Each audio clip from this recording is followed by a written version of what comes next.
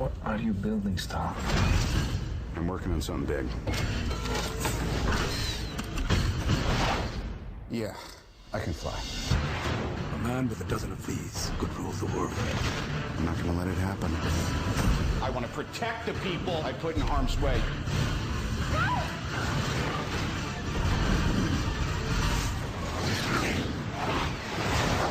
Iron Man, rated PG-13. On this week's episode of the Couch Potato Podcast, Lucas and I are going to take another trip into the MCU with producer Adam as we talk about 2008's Iron Man, and that starts right now. Okay, and welcome back to the Couch Potato Podcast. I'm Russ, and with me always is Lucas. Lucas, what's going on, my friend? Not much. Good evening, Russ. How are you? I'm doing good. For this week's episode, we kind of assembled the Avengers of the Couch Potato Podcast. Adam's back with us after a few weeks off. Adam, how are you, my friend? I'm all right. Can't complain. Glad to be back, as always. Are you sure? I was going to say, you didn't say that with a lot of conviction. Like, just Well, you know. blink twice if you're in trouble. Do you need help? I'm being held at gunpoint right now. No, I'm good. All right, good deal. Good deal. Glad you're back. Lucas and I were able to hold the fort down for a few weeks. Yeah. So, I think you did a good job of it. Oh, well, thank you. I'm glad that, I could hold down the fort on my own show. yeah, me too. Glad you guys are doing okay. Well, this week we decided to do Iron Man. I know we kind of tossed around doing another comic book movie from the Marvel universe. I know one of you guys suggested like Doctor Strange and Could have been me. I don't know. I like that movie a lot. yeah. I don't know. I threw this one out there because I think it's kind of got some interesting history. It kind of kicked off the biggest movie franchise of all time. At least I think so. Mm-hmm. Speaking of which, figured kick off the few talking points before we dug into the categories here. When I was researching this, I didn't know this movie was kind of a big risk for Marvel. I don't know if you guys were researching how that went down, but Yeah, didn't they sell off their properties to be able to afford to make this movie? well, they had to take out a loan. They had declared bankruptcy back in 2006, and they were licensing off their characters to basically stay afloat. That's why, like, Sony had Spider-Man. That's why Fox had the Fantastic Four and the X-Men. Mm-hmm. And I don't know who else is somewhere. But, yeah, they were basically selling off film rights to stay afloat, and then they decided to, instead of making money that way, they wanted to make their own movies. So they had to get a loan to be able to do that, and they basically put up as collateral the rights to pretty much their biggest characters. They did Iron Man. They did Iron Man, Captain America, Black Panther, and the Avengers were some of the ones they had to put up as collateral. So, Well, I'm glad it worked out because I'm glad to see all those characters in their movies now. mm-hmm. And then also, it was also a risk because Iron Man, I really wouldn't say is like the biggest or one of the biggest Marvel characters in their universe. I mean, I always considered him, at least as a semi-big comic book fan, as a B-plus guy. He's not on the level of Spider-Man or the Fantastic Four or the Hulk or anybody like that. And then, of course, we know what happened with Robert Downey Jr. He was kind of a train wreck coming into this, too. He had drug and alcohol problems for quite a long time, to where he'd been kicked off movies. I think they still have to do this with him, where he has to have some kind of insurance bond put up whenever he makes a movie, just in case he happens to relapse. They don't lose money on it. Well, at this point, he makes about, $50-60 million per film that he does. So, well, if you've seen some of the stuff he's put out lately, he's probably not making that kind of money, but Doolittle. And I was going to say the same thing. but my big question is, considering all that, How did this end up working? Like, this movie was, I think, the third biggest movie of the year in 2008. Yeah. It's just like a perfect storm, I think. Mm-hmm. You know? Just a amalgamation of all the different factors of like Robert Downey Jr. being cast and Marvel being in the position that it's in, and Disney poised to buy it. Like, I think it was like a year later or something like that, or a couple of years later. Yeah, I think Disney bought Marvel in 2009. So, just that perfect storm of events, I think. Just happened up. I'm not going as deep as you did. The thing that made this work is Jon Favreau. Yeah. Everything he touches turns to fucking gold right now. He he saved Marvel and made the Marvel Cinematic Universe. He essentially made Star Wars awesome again with The Mandalorian. Yeah. What was the other one he did? I can't think of it right now. He also did The Jungle Book, the live action. And The Lion King. Mm-hmm. Oh, I didn't watch either one of those. Jungle Book was okay. Lion King was just, it was like. Yeah. Well, with Favreau, though, that was like, he's pretty much got the Midas touch now, but going into this, though, he really wasn't like that big of a filmmaker. He had done Elf, which was kind of a big hit, but it wasn't like the Christmas classic it was now. But he had done, what was that sci-fi movie? Zathura? Yes, Zathura. Yeah. And then he did Made, the second teaming with him and Vince Vaughn, which Zathura was, I think, pretty solid if I remember it right. And Elf is obviously a Christmas classic, but Made kind of sucks. Yeah. That's a real disappointing one. So, I mean, I don't know if it's so much him, but I mean, like, I think Adam's saying, yeah, it was like kind of like the perfect storm. And honestly, I think they sought out to make a really good movie. Like, I know researching this, that was like the big thing that they wanted to do, is they wanted to make a good movie. And I think them casting Robert Downey Jr., like, even reading the Iron Man in the comic books, he looks a lot like Robert Downey Jr. Mm-hmm. Yeah. I don't know. You guys are the comic book guys here. I haven't read a comic book in my life. Not a single one? I doubt. I don't think so. Not a single one. Yeah, I really don't think I've ever read a comic book. All right, well, He does. He is drawn like Robert Downey Jr. Yeah, he looks a lot like him.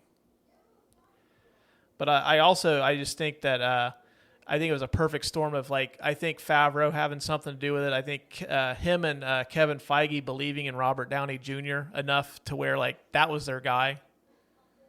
They marketed the movie really well. They also kind of got the jump on the other big comic book movie of the year, The Dark Knight, which you can hear our episode in our archives on Apple or Spotify or wherever you listen to us. Cheap plug. But, yeah, I think it's a lot to do with, plus I think, like, after the movie came out, like, the cinematic universe thing kind of got kickstarted. I think that fans were kind of ready to see the Avengers. Yeah. So, I mean, go ahead. I was gonna say I was, but I didn't even know what it was, but I was excited about it. Yeah. But I mean, I think primarily, like, Robert Downey Jr. is the real reason why this works. I mean, like, I think there's not too many, like, performers that you see that, like, are so pitch perfect for a role. Like, I personally, like, with Iron Man, I might be spoiling this a little bit, but I don't know anybody that hasn't seen this yet. But if you haven't, here's a spoiler alert for you.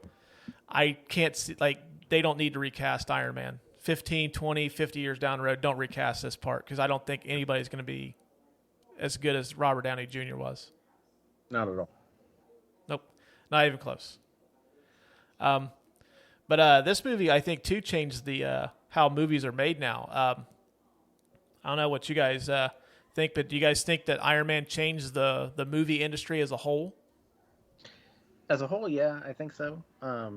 Especially when it comes to superhero movies, though. I think that Like when you think of a superhero movie before Iron Man, you think of like Superman or Batman, and you don't think of those as big epic action movies. You think of them as comic book movies, and Iron Man kind of turned the genre into more of an action kind of thing.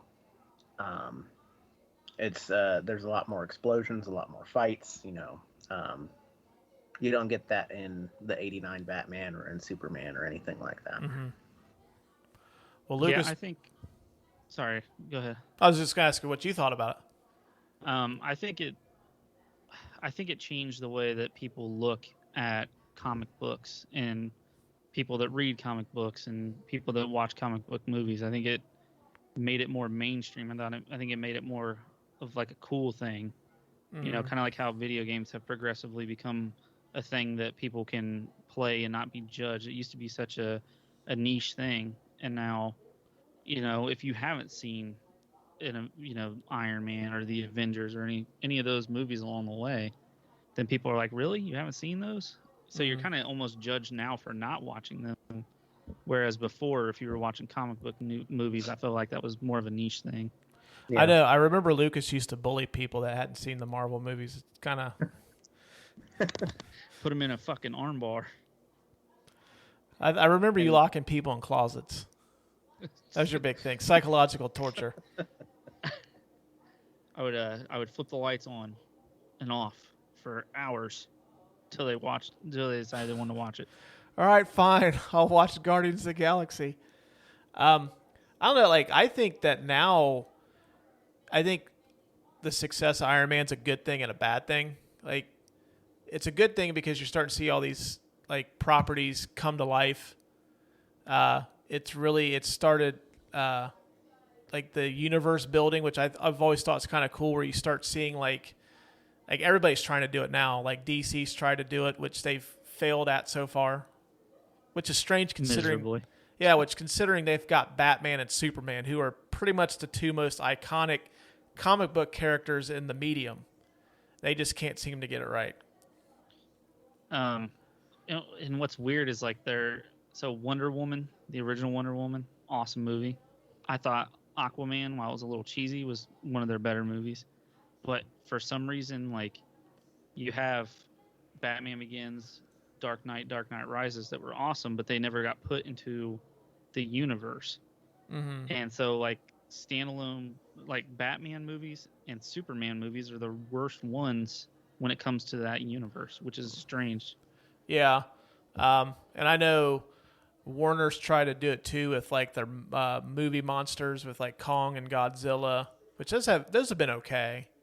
Then I know Universal tried to do it with their movie monsters. They did the Tom Cruise remake of The Mummy to set up like it's supposed to be the Mummy, the Invisible Man, the Wolf Man, and I think Dr. Jekyll and Mr. Hyde, but the Mummy was so bad they scrapped it. Yeah, that was an awful movie. Yeah, so I mean, like everybody's tried to do it, but they haven't done it quite as well. But I think the downside of that too is I've started to notice that like studios don't put out original films anymore, not nearly on the level that they used to even like 10 years ago, because they've become so reliant on building these franchises now. And go ahead. I was gonna say I saw an interview on Hot Ones with Matt Damon where he talked about that. Mm-hmm. They used to make so much revenue from like digital or DVD sales, and now that everything's digital, they don't make as much money off of it. So it's like digital and streaming, they don't make as much money. So it used to be they would only have to, put half their budget into the movie in the theater, and then they would, make up the rest of it with DVD sales. Well, now if you flop, you're flopping in the theater, and there's like no bailing you out. Right, yeah. And like I think that the comic book, especially Marvel, like they're almost. It's pretty much when Marvel puts out a movie, they're guaranteed to make like a shit ton of money opening weekend. Mm-hmm. And I think now that like studios see that, it's like they're not going to take the risk of putting out Like I just watched a couple nights ago. I watched The Martian with Matt Damon. Speaking of Matt Damon, which is a fantastic movie. Mm-hmm. And when did that come out? I Like agree. like 6 or 7 years ago. My time might be a little off, but like I don't think now The Martian comes out in theaters. I think that's I mean, maybe with Matt Damon still attached and Ridley Scott, but I think the road would be a lot tougher. 2015. 2015. Okay, 6 years ago. That's close. But yeah, I think that now that with studios becoming so reliant on getting that big box office, that I think it's starting to slowly kill the film industry, because essentially they're just putting their money into comic book properties or like these big budget franchises that have been around for decades. Mm-hmm. So I think it's kind of a drawback to it a little bit too. Which is why we're getting Matrix 4 and John Wick 4. Yep. That's why you see so many sequels, and like, I know, like I love the comic book movies. Like we make it a tradition to go see the Marvel when they bring out a new one. But like I still like seeing something that like I have no familiarity with going into it. Yeah. Yeah. But now it's like, you know, something like that, I'm going to have to wait for it to come out on Netflix. Like last year, as an example, I know the slate was kind of shitty, but like my favorite movie of last year was Palm Springs, the Andy Samberg comedy, which is kind of like a takeoff on Groundhog Day, which played on Hulu. But I think that movie is going to be on Hulu whether there's a pandemic or not, and which is sad because it's a great comedy that should have gotten a theatrical run, but it wouldn't have. Yeah. So I don't That's know. another thing, too. Good. Is you don't see quite the spread of genre in the theater anymore either. Like you don't see big blockbuster comedies anymore because of superheroes and franchises. Studios just don't want to take the risk on them. Mm-hmm. Yeah. I mean, comedies aren't going to make money because people don't go see them anymore. You can watch a comedy at home. You don't need the theatrical experience for a comedy, which I think is kind of BS. Because I mean, I've been to, like, I seen the 40-Year-Old Virgin opening night, and I think part of the experience, what made that movie so great, was being in a packed movie theater with everybody, laughing at the same stuff together. But yeah. So I, just real quick, Russ, I proposed this question to you when we, like, before the pandemic, because I was talking about movie streaming. I asked you, I said, do you think this is going to kill off movie theaters? Because they'll just start releasing it all at home, not knowing that the pandemic would kind of force their hand a little bit. mm-hmm. But the question still posed to you. Do you think, like, you know, post-pandemic, that movie theaters are going to be a thing of the past in 5-10 years? I don't think that's going to be the case, because I mean, there's still plenty of movies that do come out that I think are much better being experienced on the biggest screen possible. Like, you know, like as an example, like I think it's been no secret to you guys that I'm super excited for the new Top Gun movie, if it ever comes out. That would be a movie that, like, I don't think would be something you'd have to experience in a movie theater. And I just think it's going to be like going to see a movie at a movie theater now. It's not like how it was when I was growing up as a kid. Like, I could go see a movie 3 or 4 days a week and I could see something different. But now it's like there's 4 movies hogging up like 10 screens at a movie theater, you know? Right. Yeah. I personally think down the road that the theaters are going to be primarily just vehicles for like studios to put out their big blockbusters. But I think it's going to eventually kill off the smaller indie movie. Yeah. And I think that was be a streaming thing. Well, I mean, to me, that was abundantly clear when Martin Scorsese, who I think is arguably one of the greatest 5 directors of all time, he comes out with a movie that he's directing that has Robert De Niro, who is pretty much notorious for working with Scorsese. It has Al Pacino, and it has Joe Pesci in it, and it ends up on Netflix. Yeah. That's crazy. That even 10 years ago would have been a theatrical release that they probably would have been pumping out just in time for the Oscars, but it ends up on Netflix because studios didn't think it was going to be viable enough to make its money back. Yeah. And I think that's personally where the theaters are, like theatrical releases are eventually going to end up, is it's just going to be these vehicles for these big, huge blockbusters. And I think you're going to start seeing like the studios themselves start making fewer and fewer movies because they've got to sink so much money into, like, take Warner Brothers as an example. I don't think Warner Brothers is going to make 25 or 30 movies a year. They'll probably end up scaling it down to like 10 or 11 that they're just going to space out over a couple, like one every couple of months to keep that big machine rolling. Yeah. That's what I think the theater model is going to go. It's just strange because, we grew up, like you said, a bunch of different movies in the theater. You can see a different movie every day of the week. And now we're still in the pandemic. So it's, not everything is returned to normal yet. So, but it's just, it's strange. We went and seen Black Widow, to go along with the MCU thing.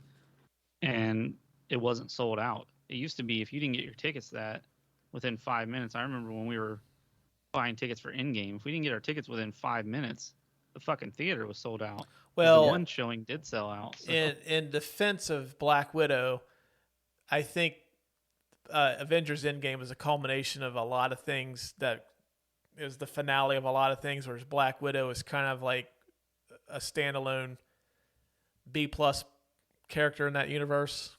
Mm-hmm. I mean, I'm still surprised that like there's still as many seats available as there was, but I get what you're saying though. Usually, like you're going to be watching a Marvel movie in a packed movie theater opening weekend, right?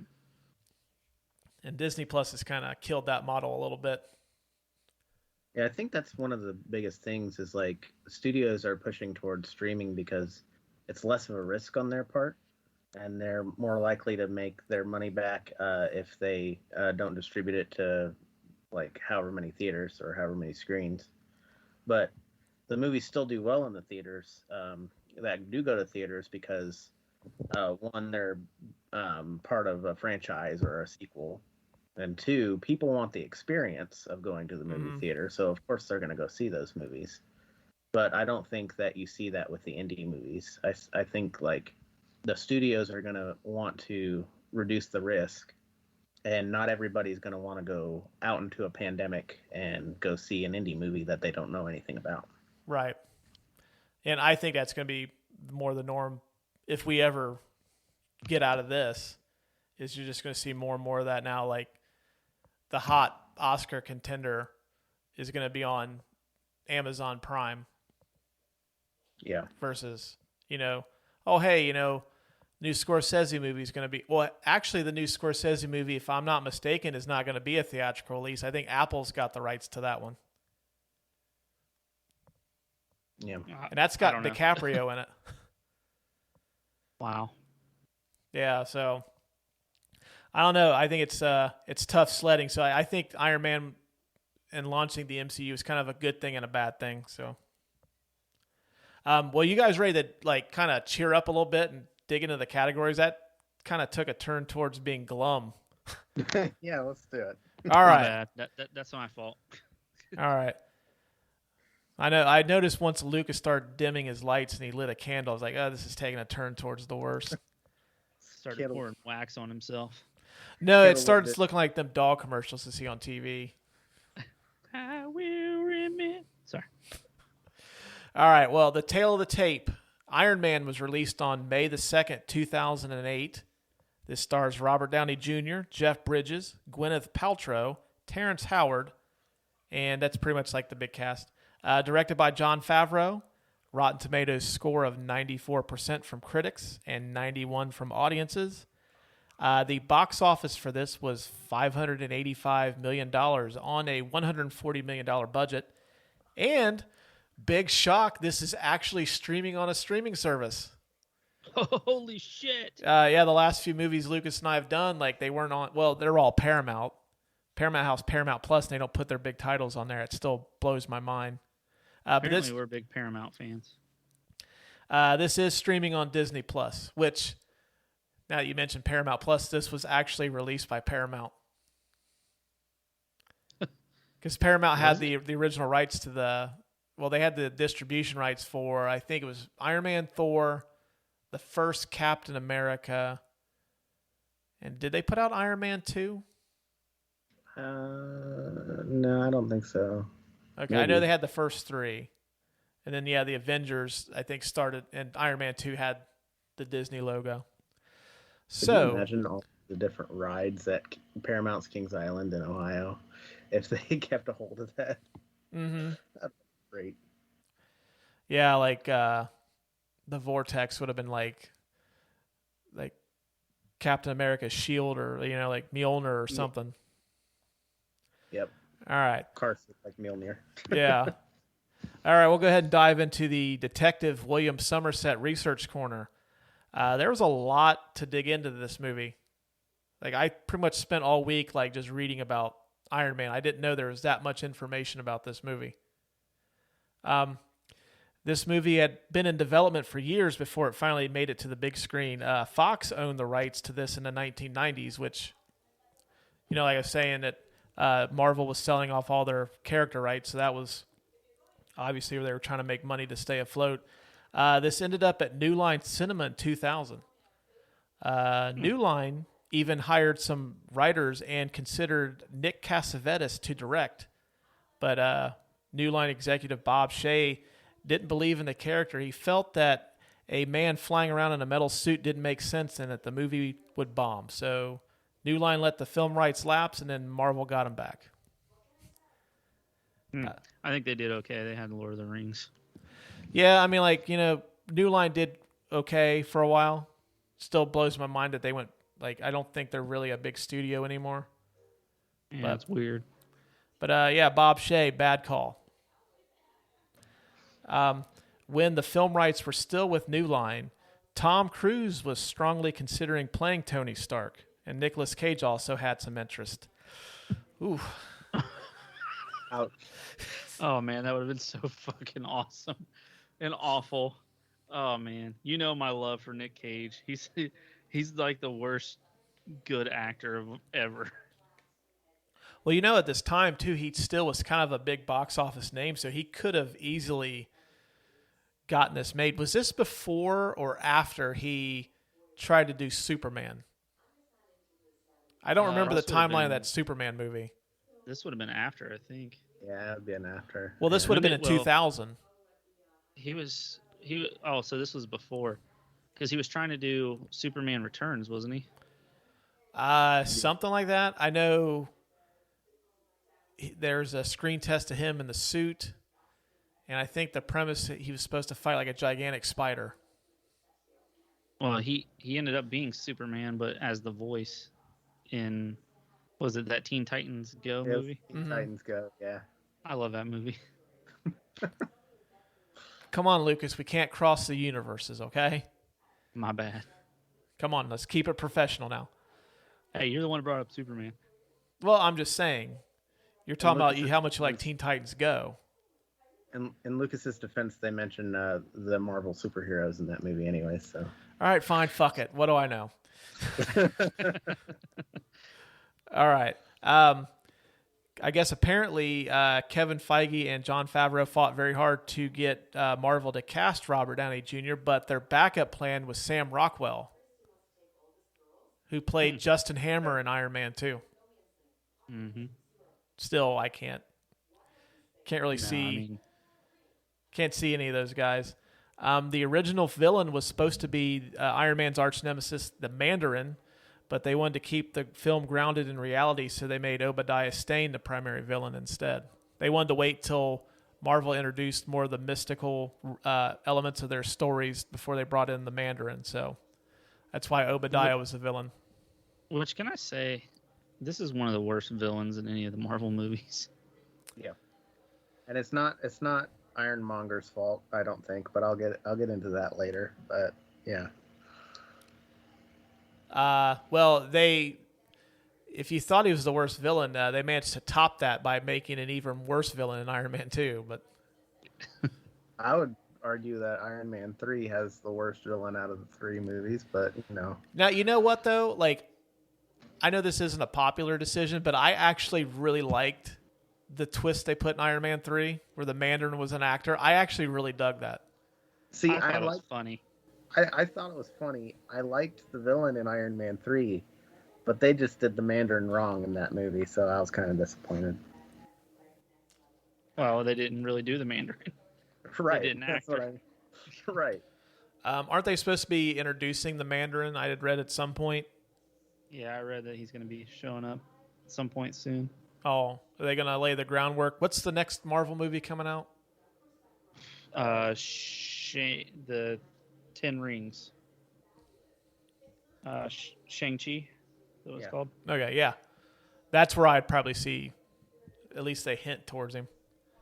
The last thing I have is most of the dialogue in Iron Man was improvised since they were still trying to get the script hammered out. So Favreau said that most of the cast kind of knew the beats of the scene, so they just let them have at it, see what they came up with. And I guess apparently Robert Downey Jr. was awesome at improv, but Gwyneth Paltrow struggled to keep up. Shocker. So, yeah. She was too busy steaming her vagina. Oh, yeah, she does have that goop stuff, or whatever that. Oh, that's so fucking gross to call it goop. Mm-hmm. They have that weird stone ball thing to improve muscles down in that region. Uncomfortable 3 men talking about vaginas. Yeah, we just got real weird, gang. Do you guys have any research notes that you want to offer up before we go into the next category? I sure do. I have 5 interesting facts. Oh, or at least I found it interesting. Even more interesting than goop? Oh, is that what it's? Is that what it's about? There's nothing more interesting than goop at this point. Go ahead, Lucas. Paul Bettany recorded all of his Jarvis lines in 2 hours. Damn. I bet he made a shit ton of money too. He did. He said he recorded them in 2 hours, made a bunch of money, and just sat back and just watched it blow up. He also didn't even know what he was recording for. He did it as a favor to Jon Favreau. Oh, really? Yeah. Okay. The production was met with about 30 different writers, and they all passed. Most of them felt Iron Man was too obscure of a character, as you kind of touched on there, Russ. Gwyneth Paltrow only needed to travel 15 minutes to get to the studio. That's why she took the part, because she could be at home with her kids at night. So I found that interesting. It's not necessarily the most interesting thing about this movie, but we all love our kids a lot, so we understand wanting to be closer for work and stuff. Rachel McAdams was Jon Favreau's first choice to play Pepper Potts, but she turned it down. She does show up in the MCU and Doctor Strange later on, though. Hang on to that. I might be coming back to that point later on. All right, got it held. Hold! And I read that... Hold! I read that Hugh Jackman was offered the role of Tony Stark as well. Hugh Jackman? Yeah, that's what I read. Yeah, because he'd been in the X-Men movies at this point. Yeah, so I found that kind of interesting. You know, Hugh Jackman and Robert Downey Jr. look like they could be like distantly related. If Wolverine wasn't such an iconic comic book character at that point, I could maybe see that. Yeah. Yeah, and I mean, that's another character that they're going to have to recast, and it's just going to be so weird. Because when they finally come out with the X-Men in the MCU, like, he killed that Wolverine character. Like, it was, he did phenomenal. Yeah,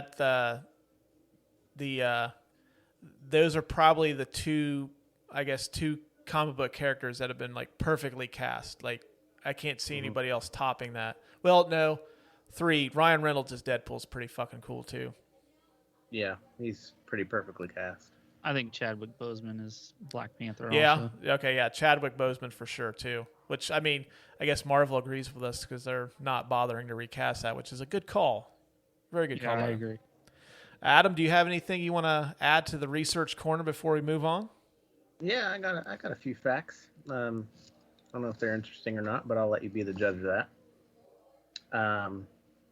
Rhodey's ringtone is the Iron Man theme from the 1960s cartoon. And when his phone rings in the movie, when he's in the room looking at Stark, flying around the Middle East. Oh, that's pretty cool. The organization, the Ten Rings, is actually a reference to the Mandarin, which we will be seeing coming up in some new movies here soon. Mm-hmm. Let's see here. The pilots of the jets in the scene that I mentioned earlier, when they're chasing Iron Man and trying to shoot at him, the code names are Whiplash 1 and Whiplash 2. Which is a reference to the Iron Man villain that appears in Iron Man 2. And Russ's favorite. To bounce off of that little fact there's also an Easter egg in the background when Iron Man's flying around. The alien dragon Fing Fang Foom is on a billboard in the background. Oh, really? Yeah. And so that was a couple of Easter eggs there to Iron Man villains that didn't appear in the movie, but they still were in there. I also saw, I didn't see this, but I read that Captain America's shield is in the background in one of the scenes. Yeah. Yep, they like to put their little Easter eggs in there even before they were owned by Disney. Mm-hmm. And my last fact that I had was the fact that Tony Stark discovers that Obadiah is selling all these weapons to enemies of the United States is a direct callback to a real life event where I'm not going to get political here, but a certain administration was selling arms to people that were against communists, and some of those people were mercenaries and people that didn't like the United States either. And some of the weapons that the United States sold were sold to the Mujahideen, which are now known as the Taliban. And so that event in Iron Man was actually directly referencing that. Wow. I think so far this is going to be on record as probably our most depressing episode. We talked about the movie theater industry dying, and now we're bringing up terrorism. You know, I was just sitting here thinking this episode's pretty great. But see, that's one of the reasons why this movie's so great, is because they wanted to make it realistic. And at the time, I mean, the war on terror was, like one of the biggest still things. Front and center, yeah. I mean, it's still one of the biggest things, and like I guess it's relatable to people. Yeah. So it makes it more grounded in reality. That's a very good point. Although whenever I see when they made the big reveal that Obadiah was the bad guy, though, I don't know. I just expect him like, "Hey, man, there's a beverage here." Hey, man. Hey, the arc reactor really tied the room together, man. All right. Now. All right, we're gonna head into the "I Drink Your Milkshake" award for the best scene of the movie. I drink your milkshake. I drink it up. I've got my 5, so see what you guys got. I have the Jericho missile presentation. Just think it's kind of a cool scene. I think actually it's probably one of the more iconic scenes of the movie. Him like raising his arms up when the missile detonates. Plus, it kind of trailer. Yeah, it was in the trailer. Okay. Plus, it kind of shows you how Tony Stark is prior to becoming Iron Man. Just kind of a self-absorbed asshole. He's all about making it about him.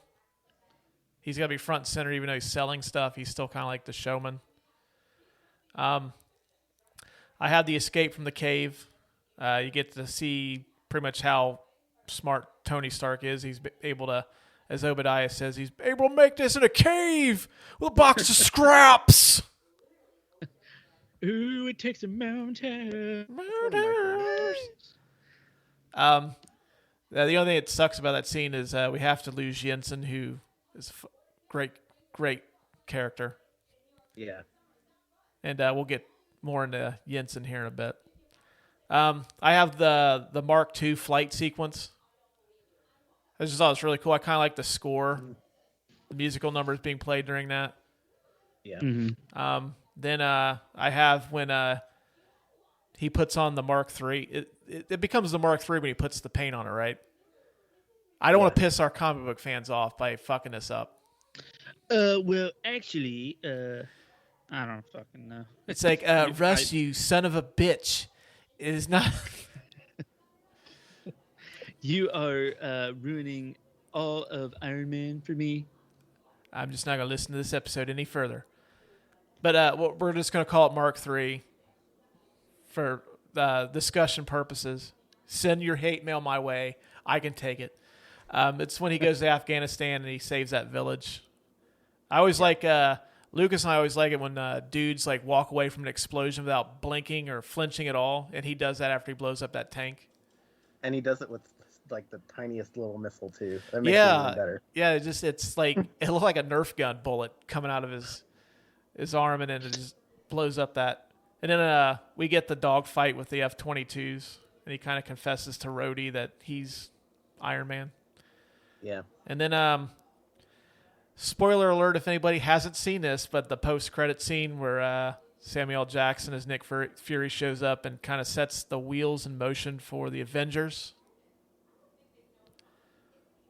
So those are my five. That is a cool scene. Those are my five. Adam, what do you have? So it was hard to pick. I mean, I looked at your notes before we did this because, I was trying to prepare. And it was really hard to pick scenes that were different from yours. So I only have one to add to it. Okay. Just because I thought it was a cool scene. And it kind of ties in with the first flight scene too. But I like all of the garage test sequences. Yeah, those are really cool. And I almost put those, tied those into the Mark II flight scene. Yeah. Leading up to it. Just like all of the scenes, it's really great comedy, and it's really cool because you get to see how smart Tony Stark is with all of his technology and stuff, and how he doesn't care all of his stuff in his garage is getting destroyed. And he's just like, he's Tony Stark. He's going to be able to afford all new stuff. Now, something that I learned is I thought he called the extinguisher. I thought he called it dummy, just calling it dummy, but that's actually the machine's name is DUM-E. Yeah, I thought that was kind of cool. Plus, I mean, the robot comes to save the day when he gets his arc reactor taken out of his chest. Mm-hmm. So it builds up that robot as a character. So that was a good scene. Is that all you had? Yeah, that's all I had. Lucas, what do you have? So I had three of the same that you had, Russ. The Jericho, the cave scene, which I really called it the first Iron Man suit, and the after. It's the Mark I, Lucas. Get your shit straight. Oh my gosh! I didn't know you were bringing fucking amateur hour to the show today. What is this? Just fucking amateur hour? Just worst podcast ever. Fucking bullshit. Go ahead. I like the beginning when they're in the Hummer when it gets attacked, because I think that sets up shows you. You talked about how big of a cocky asshole he was with the Jericho. Mm-hmm. You also get a good taste of that at the beginning too. When he's in there with the troops. He's in the fun V, not the humdrum V. Yeah. I thought about putting that scene in there too, but I just don't think it really lasts very long. No, it is really short. And the funny thing about that, the thing they got incorrect is if the U.S. military gets attacked, they're not supposed to stop. They're ordered to keep going. Mm-hmm. That's just a little tidbit that doesn't really matter, but oh no, that matters. I would have never thought that watching this. And then the part where Stain steals the arc from Tony's chest. I thought that was really well acted when they were, face to face. I thought, those two actors together was a really good scene. Hey, man, really... the golden goose lays one last golden egg. I thought that was the only real scene where that and when Potts comes and steals the files from the computer. Mm-hmm. Those were the only two scenes where I felt like he was a really good bad guy. I don't think that at all in this movie. I'm sorry. I like Jeff Bridges, but I was gonna say tread lightly. I fucking love Jeff Bridges. no, Jeff Bridges is great. I love him in everything, but this is the one thing that I'm sorry, I don't like him in. It's just so dry. Well, I wasn't saying that he was good. Like, Oh, right. I was saying he was wasn't a good bad guy. I'm just saying, like, if he had the potential to actually be a good bad guy in this movie, those two scenes to me were the only two where it seemed like. Well, I think Marvel's always had trouble writing good villains, anyways. Yeah. Yeah. So There's a few that are good. Except for Thanos. Thanos and Loki. I think the Spider-Man universe has gotten their villains they're really well done. Mysterio was really well done, I think. Yeah, well, Mysterio and the Vulture, I think, are both really good, but outside of them, Doc Ock. well, he's not in the MCU though. Not yet. Not yet. Is he? Isn't he though? I was gonna say, I hope we didn't spoil anything, but I mean, fuck it, people got the internet. So, what wins is the best scene of the movie? I think it's the after credit scene with Nick Fury setting up the rest of the MCU. Now, see, I would say that if I were watching the movie for the first time and like that feeling of, oh my God, they're going to do the Avengers, I would agree with that. I don't know if that scene holds up over time though, so I don't know. Because I mean, we have the Avengers now. I know for me, I'd say, yeah, this one's going to, like, the post-credit scene wins. But I'm going to, like, kind of go back to how I felt when I first seen this movie, not knowing that was a part of that. When he puts on the yellow or the gold and red suit for the first time. Yeah. Like, that was probably my favorite sequence in the movie, leading up before, the post-credit sequence. So, I mean, my favorite scene still, like, if I catch that on TV, I'll at least sit and watch that scene. I would agree with that. Yeah. But, yeah, I would say the post-credit scene wins just because it sets up a $1 billion franchise. True. And plus, I mean, anytime you get a little Samuel L. Jackson, I mean, that's never a bad thing. Hold on to your butts. I would just wish he would have dropped one F-bomb. Just one. Well, he tried, but he got disintegrated. That's Like true. when He got blipped. It's got like snapped. when he almost got stomped in, or no, he did get stomped in King Kong, and King Kong ended that pretty quickly. All right, so we're in agreement that the post-credit scene wins for best scene of the movie. All right. The King Kong Ain't Got Shit on Me award for the best line of the movie. King Kong ain't got shit on me! I personally think there's only two contenders that really have a shot at winning this award, but I will give my other nominees. I have Jensen when he says, so you're a man that has everything and nothing, which kind of echoes the point. I mean, he's got pretty much everything in the world, but he has nothing to show for it. I love the cattiness of Pepper when was it Christine Everhart, the reporter, after her rendezvous with Tony Stark, and she says, "I do anything and everything Mr. Stark asks, including occasionally taking out the trash. Will that be all?" I was like, "Fuck, it's so catty.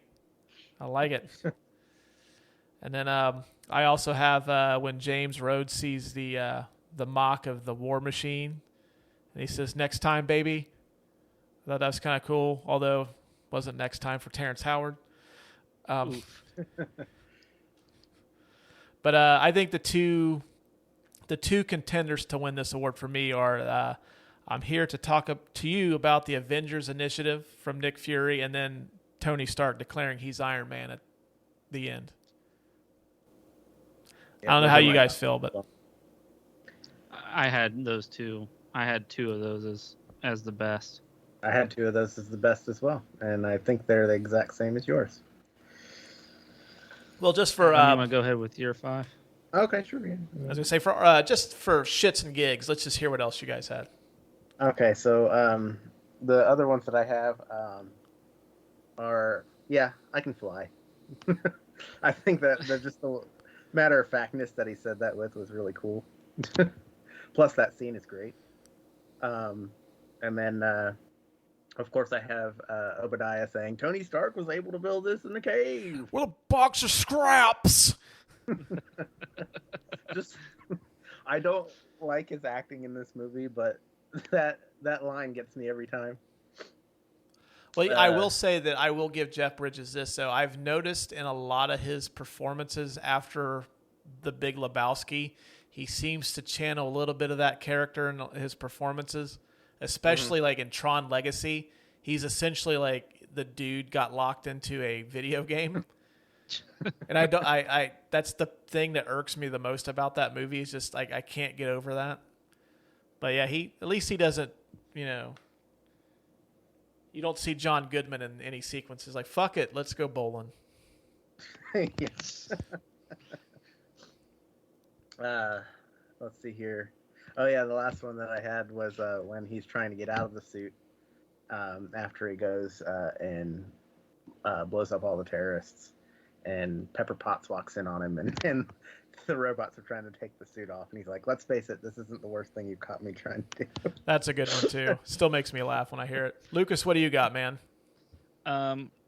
So I had the two that you had here talking to you about the Avenger Initiative and Iron Man. A lot of my lines were like kind of plays off of other characters though. So, his line was great, but you have to kind of give it context a little bit. I thought it was really funny when Rhodey's like, "Oh my God, you crazy son of a bitch, you owe me a plane, you know that, right?" He said, "Well, yeah, well, technically he hit me, so." I thought that was funny how he. Yeah. Then the speech he gave when the Jericho goes off. I didn't put the whole speech in here, but I thought these three lines are pretty great. They say the best weapon is the one you never have to fire. I respectfully disagree. I prefer the weapon you only have to fire once. Mm-hmm. That is good. And then when the shit blows up behind him and that big blast wave comes across him, that iconic scene we were talking about. Mm-hmm. And then when he was talking to Pepper, and she says, "I don't think you could tie your shoes without me." He said, "I'd make it a week." She said, "A week, really? What's your social security number?" He goes, 5. I thought that was really funny. Yeah, he had a lot of good. He had a lot of good lines in that movie. Like I even like the one where she called that report. Christine calls him the Da Vinci of our times, and it's the whole merchant of death thing. I almost put that one in there too. And then Adam, I almost had the "This isn't the worst thing you've seen me do." I wanted to put that one in there so bad, but I didn't want to give like Tony Stark like all 5 of the nominations because he's pretty much he does have the best lines in the movie. But like, well, who wins? And the only reason why I don't say I'm here to talk to you about the Avengers Initiative, which has become a meme throughout the entire internet. The only reason I pick Iron Man is because of Avengers Endgame. It's the perfect way to, start it, perfect way to end it. Now, remember spoilers. I didn't spoil No, anything. I'm just saying, like, I'm just putting that out there for anyone listening. Yeah. I mean, the movie made $1 billion. Yeah. Most people have seen it. Came out a long ass time ago too. Yeah. I am Iron Man for me.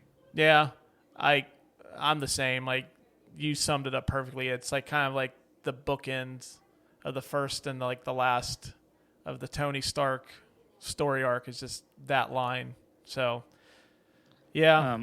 I read that he ad-libbed that too, and they decided to keep it in there. Yeah, I also like it too because at the time, like superheroes that wore masks tried to conceal their identity and didn't let anybody know like who they were. Mm-hmm. But yeah, he put it out there on Front Street, like, yeah, I'm Iron Man. That really fits the character too, I think. Yeah. So yeah, I think that one has to win. Sorry, Sam, we can't give you 2 awards on this. The Lou Brown Give Him the Heater Award for the best role player in the movie. Get about the curveball, Ricky. Give him the heater. My nominees are Clark Gregg as Coulson. Mm-hmm. I nominated Samuel L. Jackson as Nick Fury. And Sean Taub as Jensen. Okay. You guys got anybody you want to add? I don't have anybody I want to add. The only reason I only had Jensen, and the only reason I didn't pick in the other two was because they have bigger roles to play in the movies following this one. Mm-hmm. And I think Jensen is like one of the biggest reasons why Tony Stark decided to start doing what he was doing in this movie. Like you can see the change in his face as Jensen dies in this movie. And I think that's like pretty much sums it up for me. He's my pick. Lucas, who do you have? The only other one I have is Jon Favreau as Happy. Now, mostly because of the character after this movie, which I know it's kind of out of bounds, but I really like the Happy character beyond this movie.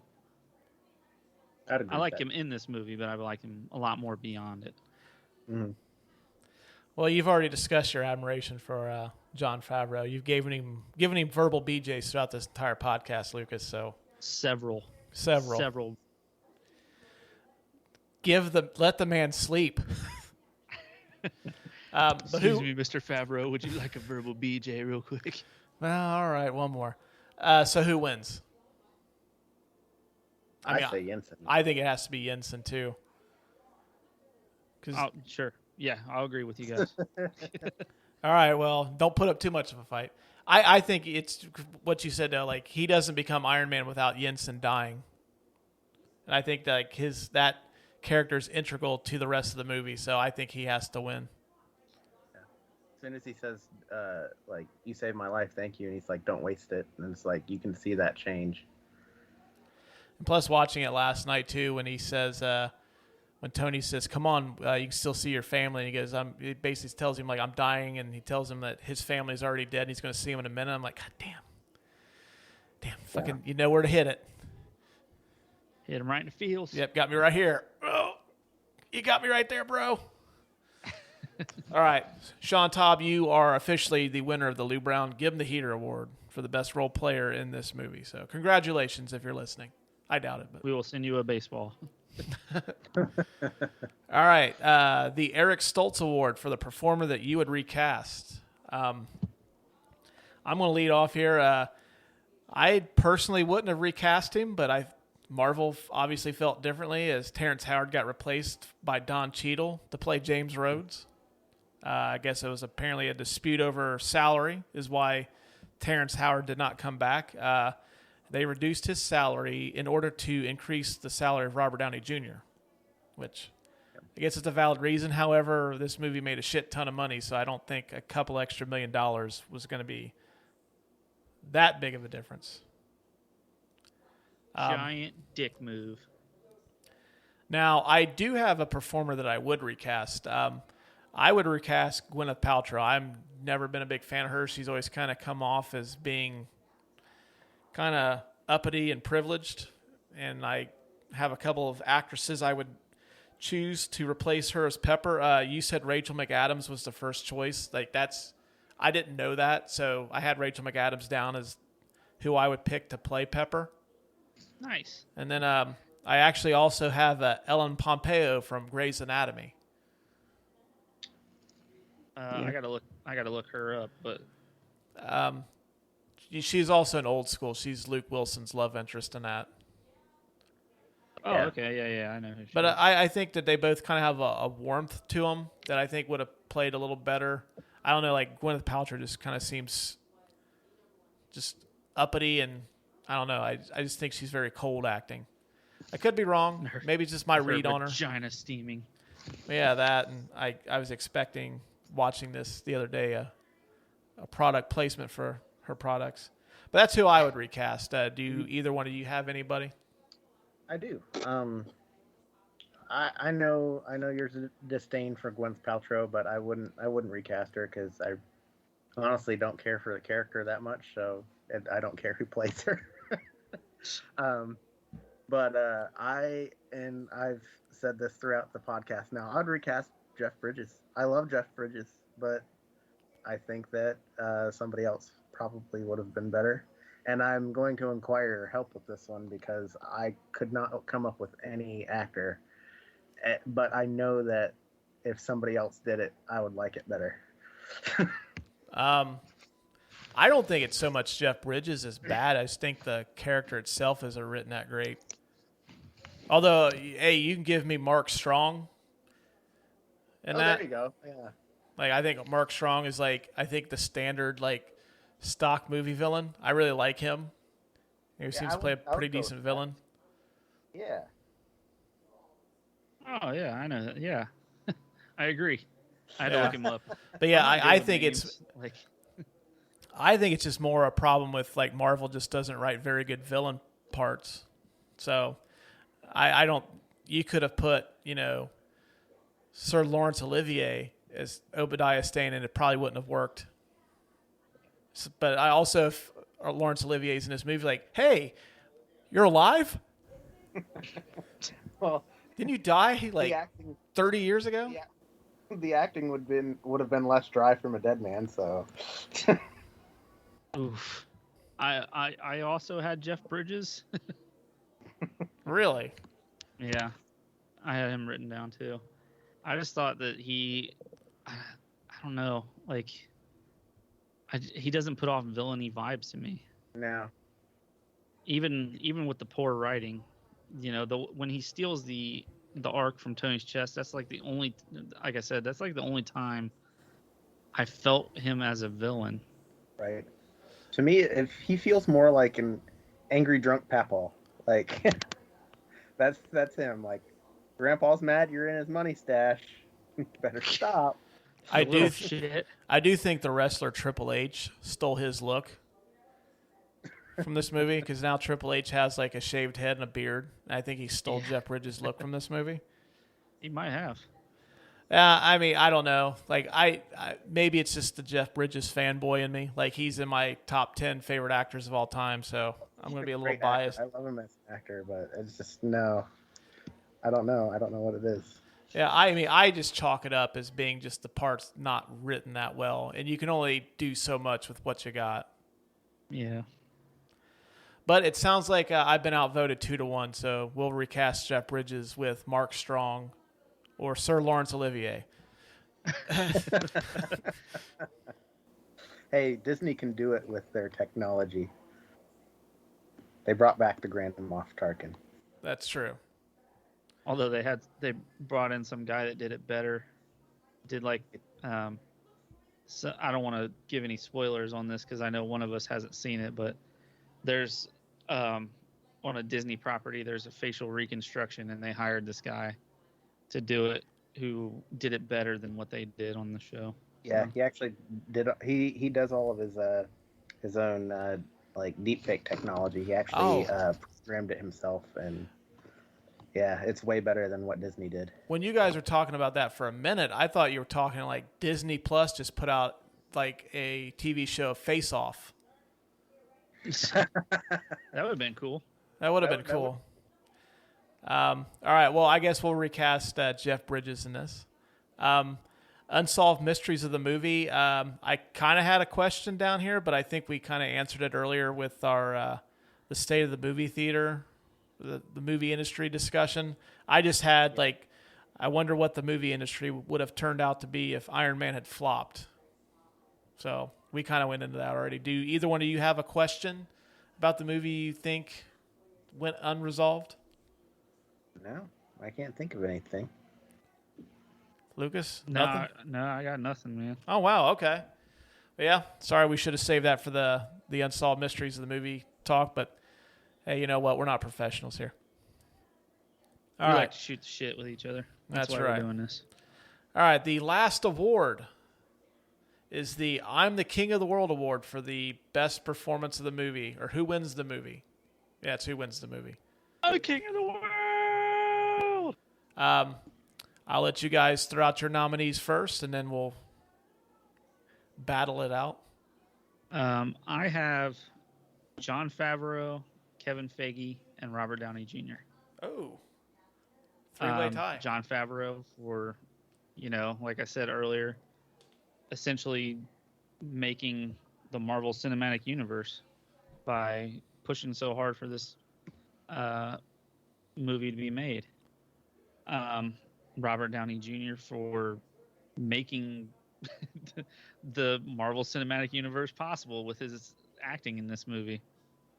And then Kevin Feige for, believing in both of them. Yeah. So Kevin Feige actually created the Marvel Cinematic. Feige. He created the Marvel Cinematic Universe. Then didn't he? If he hired Jon Favreau. Yeah, he did, but I'm pretty sure Jon Favreau took this idea to him, if I remember correctly. It wouldn't have been possible without Jon Favreau. And it also wouldn't have been possible without Robert Downey Jr., because if Iron Man didn't work, then we wouldn't have any of it. Mm-hmm. So is that your nominee? Is Downey or? I'm going to go with Favreau. Adam, who do you have? I actually had the exact same lineup as Lucas. But I would nominate Robert Downey Jr.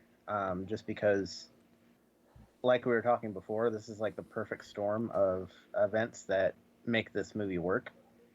And he was a big risk going in, just because of his past. And I think that he pulled it off. And he is Iron Man. He's Tony Stark. And he fits the character so well just because of what he had to fight, and also what Iron Man had to fight in the comics. It's the exact same story, and I think that perfect storm of events lends itself to the MCU as a whole. If Robert Downey Jr. wasn't Iron Man, we wouldn't have any of it. So, good. Well, plus whenever like you were talking about with Doolittle. Whenever we see him in anything else, it's kind of hard to imagine him as other characters now. Yeah. Well, he had Sherlock Holmes too. That's been a pretty successful franchise, but see that Sherlock Holmes is just British Iron Man without the suit. He's super smart, and he's really arrogant and narcissistic. So there you go. Actually, I never really thought about it like that until just after you said it. I was like, yeah, it kind of does. It maybe why those movies are so popular. I was going to nominate Robert Downey Jr. up until the Eric Stoltz Award, where you guys just completely shit on Jeff Bridges. No, I think it's got to be Robert Downey Jr. too. Just the fact that Marvel took a chance on him, and he basically it paid off in a big way. He's pretty much the heart and soul of that franchise. Like, really, he wasn't my favorite character in that, but I can't see that universe working without him. He plays different roles. Like he plays the mentor to Spider-Man later on. Yeah. And he delivers the most emotional moment of the whole MCU, at the end of Endgame. Mm-hmm. I feel like, we all went there night one. I don't think there was a single dude in there that wasn't fucking crying. I know I was. I'm not afraid to admit it. Yeah, my allergies got a little aggravated. A little dusty in there. That scene. But, we talked about, some of the people that were up for the role of Iron Man. And I also seen, I forget who it was, but there was a couple actors that Marvel had in the back burner too. But, the fact that none of us can see anybody but Robert Downey Jr. playing this character, that's pretty much that seals the deal right there. Because most movies you see okay, I can maybe see somebody else playing him, but no, this movie does not work without him. And I talk about believability every week on the podcast. You believe that Robert Downey Jr. is Iron Man. Yeah, he is there's not too many actors that kind of have that lovable asshole quality to him more than Robert Downey Jr., and this is what Tony Stark is. And yeah, Yep. no one plays that better. Yeah. So, yeah, I think Robert Downey Jr. is going to win this one. And Robert Downey Jr. might be one of the only actors that maybe at least glances at the award that we will send him in the mail. I hope so. Yeah, it's like, okay. And then, like, sets it to the side. He'll like he did in the movie when he was playing craps. He's just like, oh, cool, an award. And then just... Yeah. Yeah. That's how he's going to treat the I'm King of the World award. All right. Well, Lucas, Adam, do you have anything you want to add before we wrap this up? I'm really glad that this movie came out and, made it something that you and Adam and I and Joey and Mark, all of our friends and our girlfriends and wives, for the most part, go and watch with us. It's a great way for us to connect together. We all went and seen Black Widow. We're all going to go see Shang-Chi. We're all going to go see, what is the... The Eternals is next. The Eternals. Yeah, I was trying to think. I kept trying to say the Invisibles, but that's not it. The Eternals. But without this movie, we don't have that special movie that we all want to go see and want to go hang out and go have dinner beforehand and stand in the lobby for 30, 45 minutes discussing what we just watched and all that stuff. So this movie was not only monumental for movies and superhero movies, but it was monumental for our friendship too.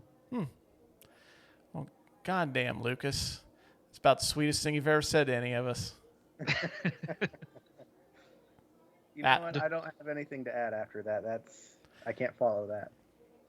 All right, yeah, I have nothing else either. Outside of, I know 2008, arguably probably one of the best superhero years of all time. We had this in The Dark Knight, so. Yep. That was Awesome year. That was one summer. So, bringing the heat that summer.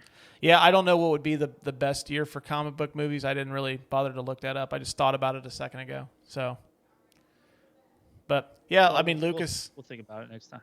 Yeah, but yeah, I can't top what Lucas said. So we will catch you guys later. And that wraps up this week's episode of the Couch Potato Podcast. Lucas, what do we got going on next Monday? We have an awesome movie that we both really like with an awesome cast and a great director, one of the best directors of all time. We're going to do The Departed. Ooh, I like it. I like it a lot. I like it a lot. All right, so tune in next Monday for The Departed. So until then, we will catch you guys later. Deuces.